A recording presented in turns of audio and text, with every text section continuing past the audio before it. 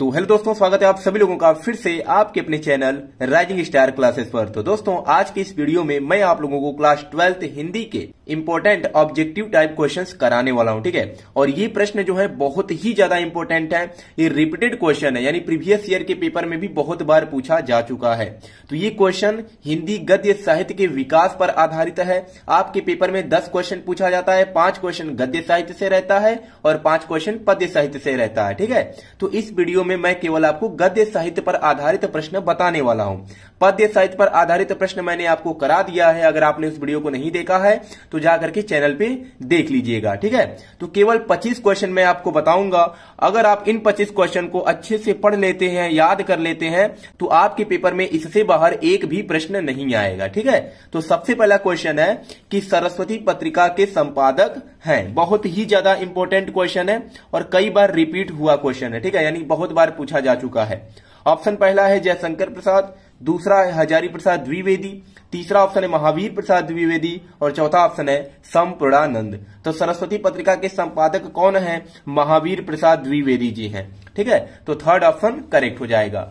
दूसरा क्वेश्चन है कि राष्ट्र का स्वरूप निबंध के लेखक हैं, ठीक है। ये जो राष्ट्र का स्वरूप रचना है ये क्या है? तो एक निबंध है। विधा भी पूछा जाता है, तो यहां से हमें पता चल गया कि राष्ट्र का स्वरूप किस विधा की रचना है, तो यह निबंध विधा की रचना है। और यह किसकी रचना है? संपूर्णानंद की रचना है कि सरदार पूर्ण सिंह की रचना है, या राम वृक्ष बेनीपुरी की है, या वासुदेव शरण अग्रवाल की है?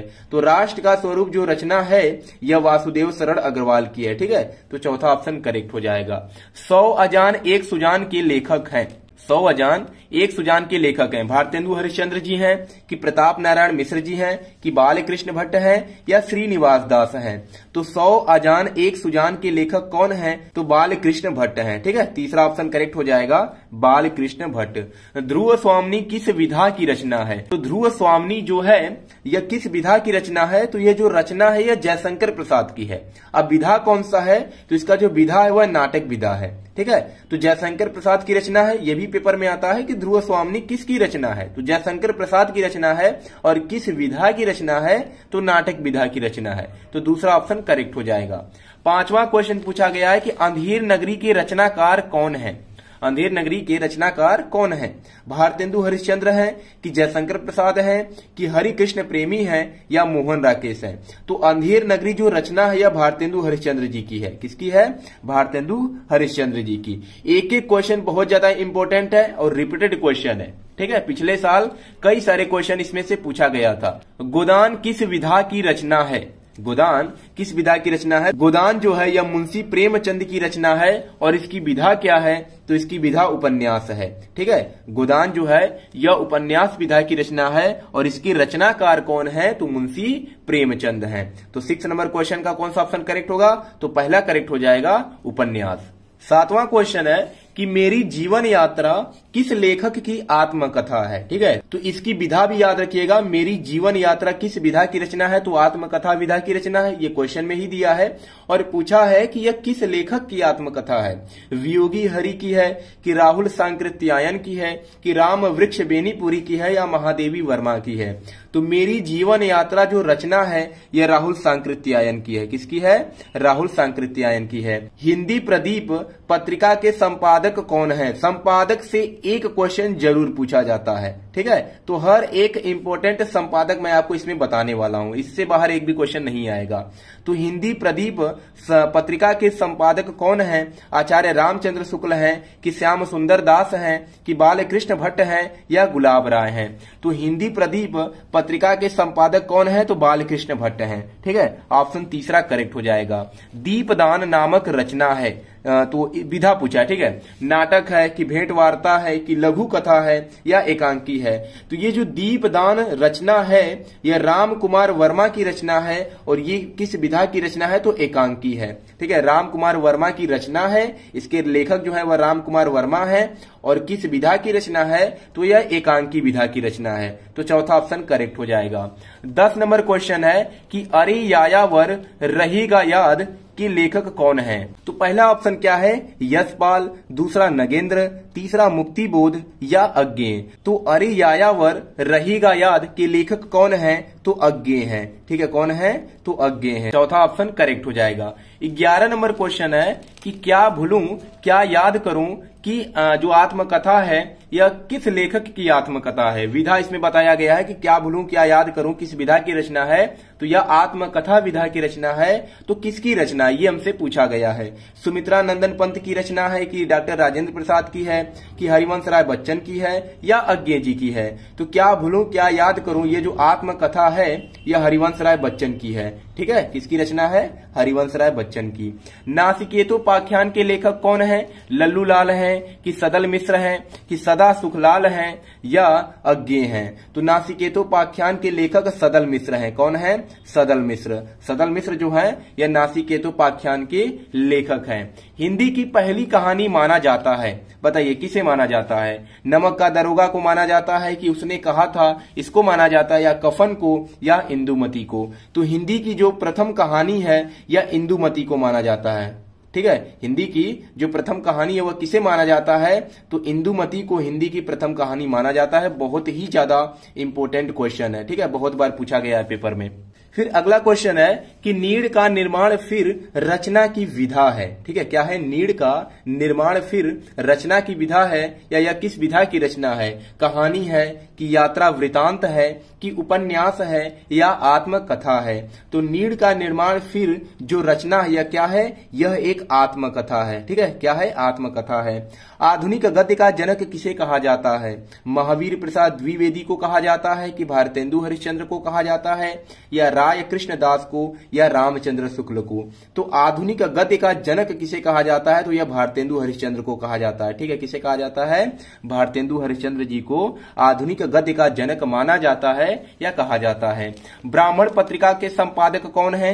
ये भी जो संपादक वाला क्वेश्चन है बहुत ज्यादा इंपॉर्टेंट है। ब्राह्मण पत्रिका का भी संपादक बहुत बार पेपर में पूछा गया है। प्रताप नारायण मिश्र है कि बालकृष्ण भट्ट है कि प्रेमचंद है या भारतेंदु हरिश्चंद्र हैं? तो ब्राह्मण पत्रिका के संपादक प्रताप नारायण मिश्र हैं। कौन है? तो प्रताप नारायण मिश्र हैं। सरदार पूर्ण सिंह किस युग के लेखक हैं? ठीक है, सरदार पूर्ण सिंह किस युग के लेखक हैं? भारतेंदु युग या द्विवेदी युग या छायावाद युग या प्रगतिवाद युग? तो सरदार पूर्ण सिंह द्विवेदी युग के लेखक हैं। किस युग के हैं? द्विवेदी युग के लेखक हैं सरदार पूर्ण सिंह। बाण भट्ट की आत्मकथा के लेखक कौन है? तो बाण भट्ट की आत्मकथा जो है यह किसकी रचना है? हजारी प्रसाद द्विवेदी की रचना है कि हरिशंकर परसाई की है या मोहन राकेश की है या फणीश्वर नाथ रेणु की है? तो बाण भट्ट की आत्मकथा जो है यह हजारी प्रसाद द्विवेदी की रचना है। किसकी है? हजारी प्रसाद द्विवेदी की। सरस्वती पत्रिका का प्रकाशन वर्ष है। पहला क्वेश्चन यही था कि सरस्वती पत्रिका का जो संपादक है वह कौन है? तो महावीर प्रसाद द्विवेदी जी थे। लेकिन इसका प्रकाशन वर्ष कब है? ठीक है, कब इसका प्रकाशन हुआ था? 1868 में हुआ था कि 1900 में हुआ था या 1880 ईस्वी में हुआ था या 1870 ईस्वी में हुआ था? तो सरस्वती पत्रिका का जो प्रकाशन वर्ष है वह सन 1900 है। कितना है? सन 1900 में सरस्वती पत्रिका का प्रकाशन हुआ था। 20 नंबर क्वेश्चन है कि कवि वचन सुधा के संपादक हैं। ये भी देखिए क्वेश्चन जो है संपादक से ही आया है। ये भी बहुत ज्यादा इंपॉर्टेंट क्वेश्चन है। तो कवि वचन सुधा के संपादक कौन है? बाल कृष्ण भट्ट हैं कि बाल मुकुंद हैं कि भारतेंदु हरिश्चंद्र हैं या प्रताप नारायण मिश्र हैं? तो भारतेंदु हरिश्चंद्र जी जो हैं कवि वचन सुधा के संपादक हैं। ठीक है, तो जितने भी संपादक वाले क्वेश्चन मैंने आपको बताया है सभी प्रश्न आपको याद होना चाहिए। फिर 21 नंबर क्वेश्चन क्या है? हंस पत्रिका के संपादक। फिर एक क्वेश्चन आ गया संपादक से। तो हंस पत्रिका के संपादक कौन है? गुलाब राय हैं कि बालकृष्ण भट्ट हैं कि प्रेमचंद हैं या अज्ञेय हैं? तो हंस पत्रिका के संपादक कौन है? तो वो है प्रेमचंद। ठीक है, कौन है? प्रेमचंद जो है वह हंस पत्रिका की संपादक हैं। 22 नंबर क्वेश्चन है कि पैरों में पंख बांध कर के रचनाकार कौन है? ये रचना दिया गया है। ठीक है, पैरों में पंख बांध कर, इसकी रचनाकार कौन है? इसके लेखक कौन है? ये हमसे पूछा गया है।